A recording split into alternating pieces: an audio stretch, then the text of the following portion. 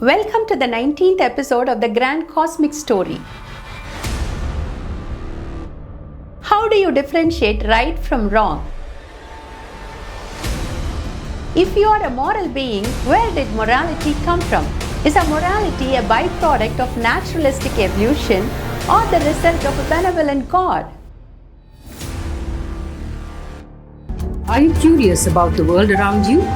Do you wonder what else is out there beyond our world? Dr. Latha Christie, a scientist and an author, will take you on a journey through the universe. Join her in exploring the universe through her web series, The Grand Cosmic Story. Stay tuned to find out what today's episode is all about.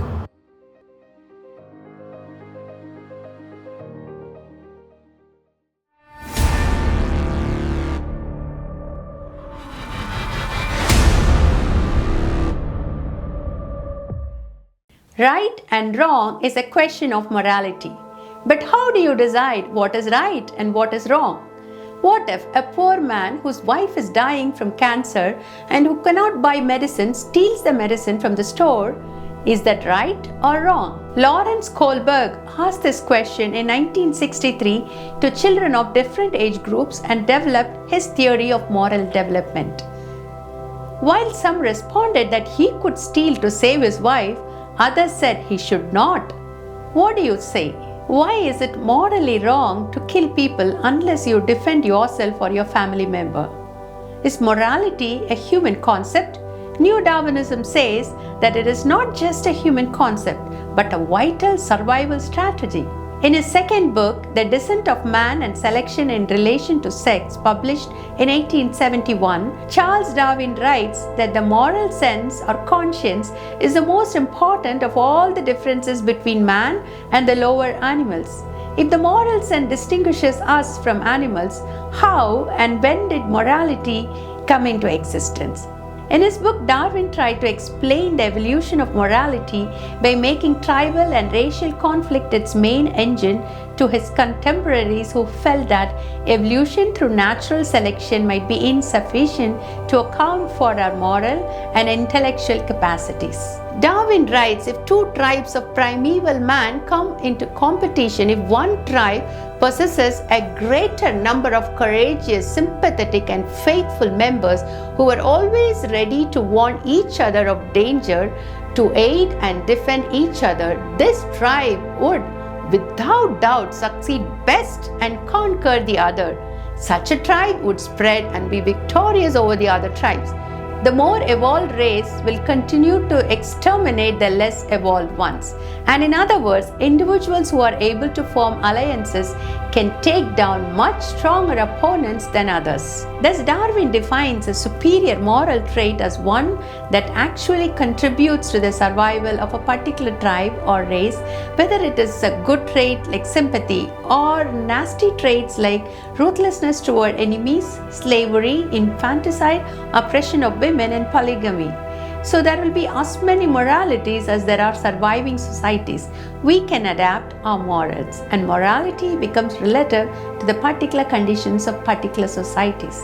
Whatever works, works. Whatever doesn't work, perishes. What if our moral codes are so malleable that we can end up doing horrible things to each other, even leading to self-destruction in the name of morals?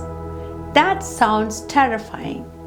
If we evolved from ancestors who were not human, we face a big question: when did morality come into existence? Chimpanzees are often extremely violent with each other and with humans. They are ready to kill their rivals, and they sometimes kill humans or bite off their face. No one can call a chimpanzee a moral being. Then when did morality emerge in the chimps to human lineage? What about Neanderthals or Homo erectus? Did they have moral values? When did a hominid with no moral sense become the unique kind of animal, the unique kind of ape with moral sense? Is morality a byproduct of natural evolution or a biological adaptation like our hands and feet and teeth so that we can survive better? The answer is difficult to determine. We humans have distinctive traits. We have the largest brain relative to the body mass, and our brain is almost 3 times larger than apes. We devote time and effort to art that has no survival value. We have erect posture, opposing thumbs that allow precise manipulation of objects, advanced language skills, communication skills, spirituality, emotions like intimacy and love, and moral sense. Thomas Ello, the co-director of the Max Planck Institute for Evolutionary Anthropology, Germany, says that human morality is unique in the animal kingdom, and our tendency to collaborate and cooperate in ways is much different than great apes. Thomas Ello conducted dozens of studies to show that humans are more socially intelligent than any other species. He asked, "Have you ever seen two chimpanzees carrying a log together?"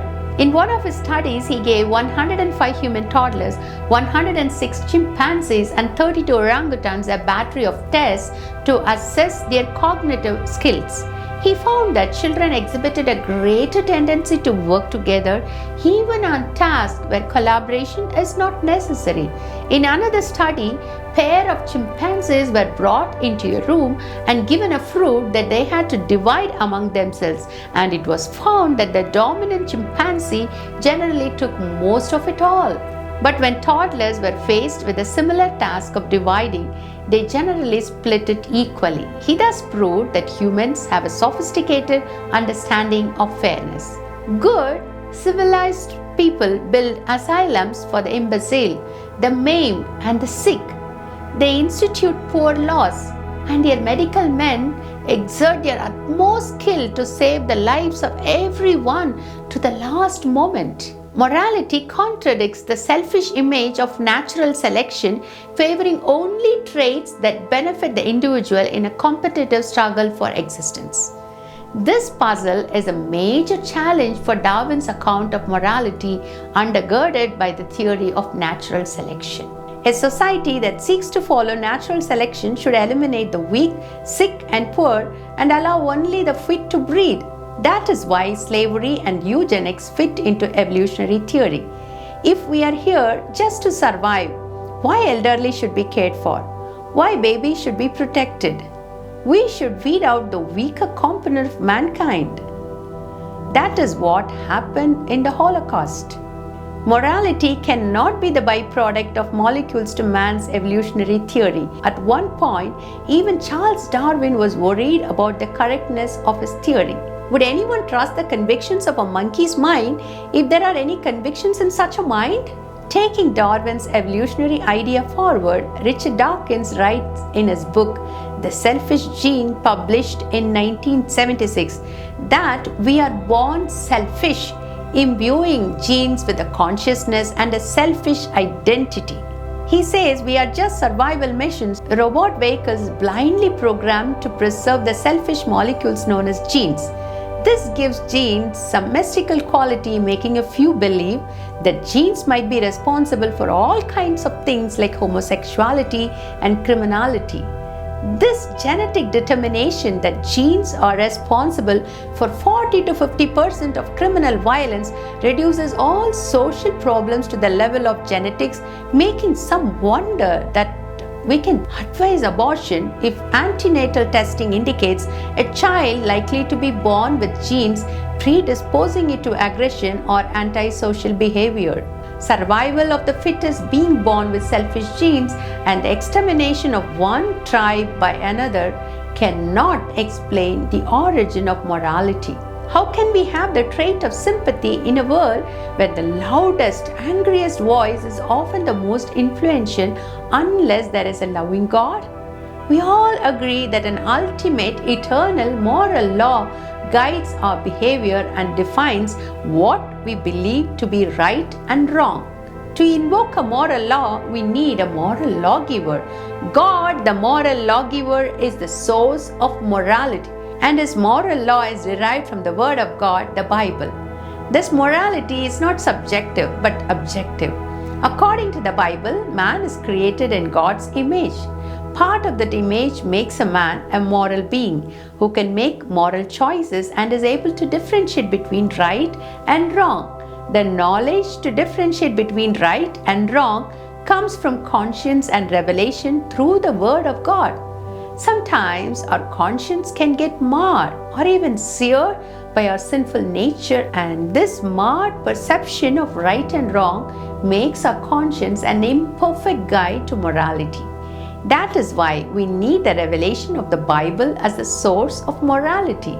The Bible is shown to be a historically accurate document by thousands of archaeological discoveries and secular historical records. Though written over a period of about 1,500 years by over 40 different authors, it does not contradict itself from the beginning to the end.